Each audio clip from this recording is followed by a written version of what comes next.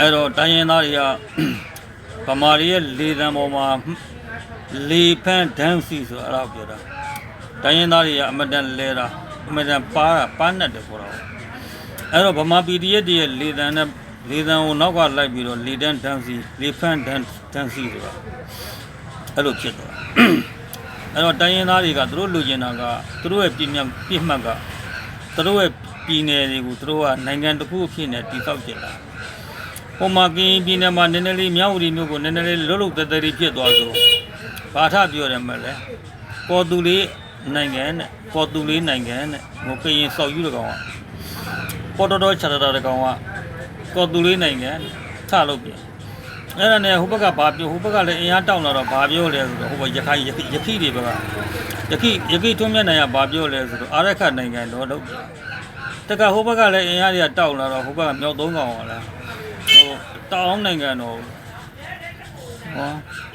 သူတို့ရွေချက်ကအမှန်ပဲအဲ့ဒါဗမာစောက်ရတွေအဲ့ဒါသူတို့ရဲ့ရင်ထဲကထွက်လာတဲ့စကားလုံးတွေကအမှန်တွေပဲအဲ့သူတို့ရင်ထဲကလာတာမင်းတို့တွေကပြောတော့ဟိုဖက်တယ်တို့ဒီမိုကရေစီတို့ဘာတို့ညာတို့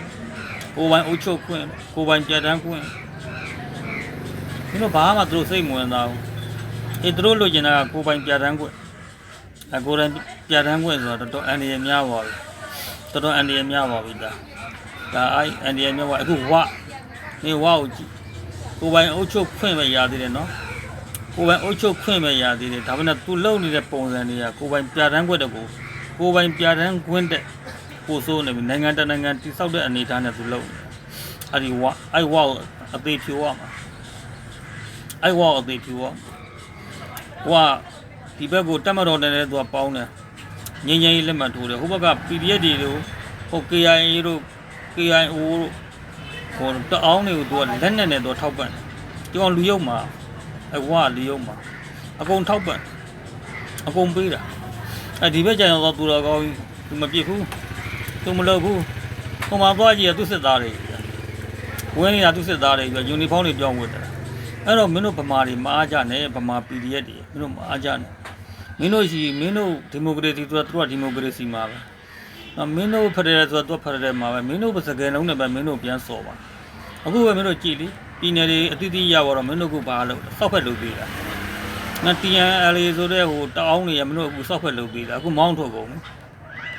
မှတ်တာတိုင်းရင်းသားတွေမင်းတို့တိုင်းရင်းသားကိုတွားပြီးရှော့မလွတ်လူလဲတွေမင်းတို့ကဟိုတော့မင်းတို့က7ဘက်လဲတယ်အခုကသူတို့အပတ်တရာမင်းတို့လဲသွားပြီအဲ့မှတ်တာတိုင်းရင်းသားတွေကိုရှော့မလွတ်နဲ့